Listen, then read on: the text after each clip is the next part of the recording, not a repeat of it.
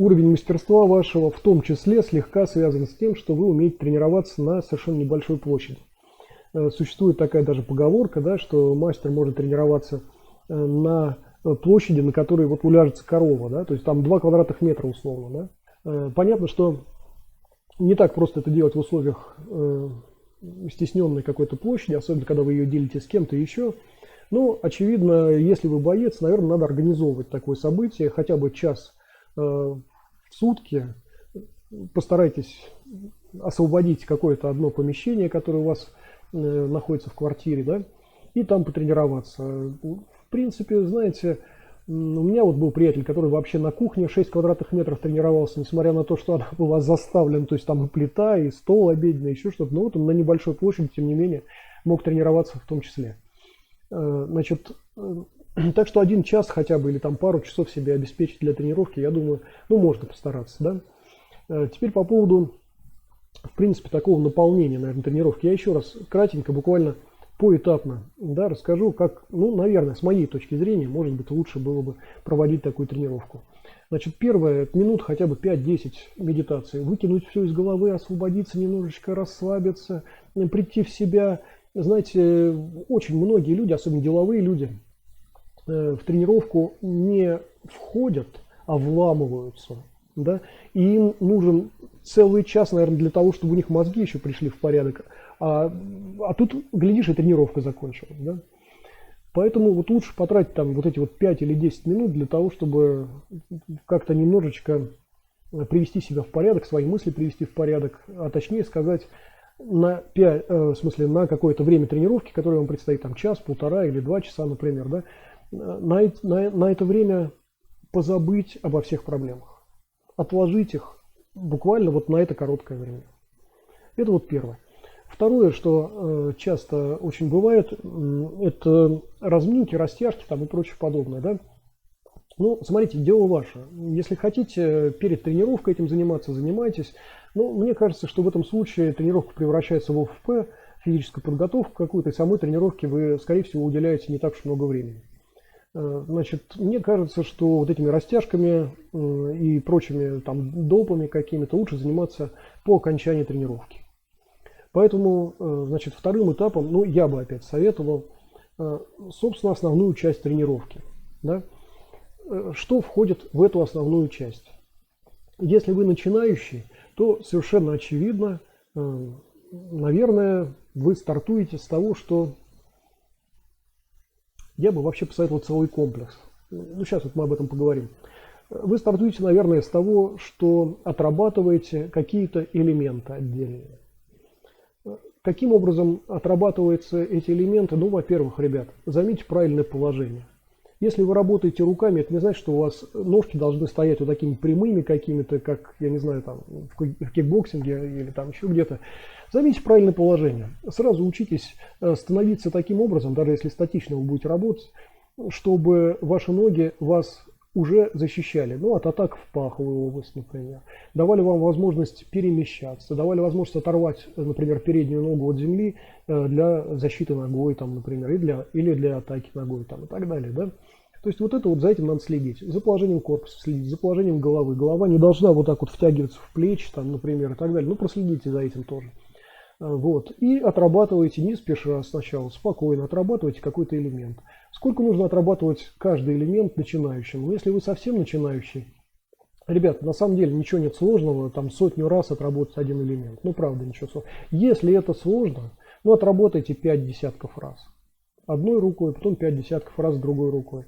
Если на следующий день у вас будут там ломить мышцы, там отваливаться руки или отваливаться ноги, но это означает, что вы либо делаете что-то неверно, неправильно, так что это вызывает излишнее напряжение, либо вы в принципе все время все делаете в напряжении, а это лишний звоночек вам, который должен сообщить о том, что надо расслабляться, уделяйте больше времени релаксации хотя бы какой-то.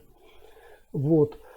Ну и скорее всего все-таки вы еще и делаете что-то не совсем правильно. В качестве примера, ребят, допустим, вы начинаете заниматься каким-то физическим трудом, к которому еще пока не привыкли. Совершенно очевидно. Ну, например, вот вы, я не знаю, пошли там разгружать вагоны, я не знаю, фуры какие-то разгружать, еще что-то.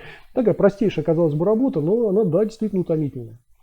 И, наверное, первый день такой работы, ну, он как пролетит, наверное, незаметно, там сначала, может быть, вы не почувствуете ни усталости, ни еще чего-то, но вот на второй день или там на третий день, да, начинается там тело, начинает ломить, как-то сложновато немножечко двигаться, и уже такая демотивация возникает, а идти ли вообще на работу, ну и нафиг вообще такую сложную работу, тяжелую, да, и так далее.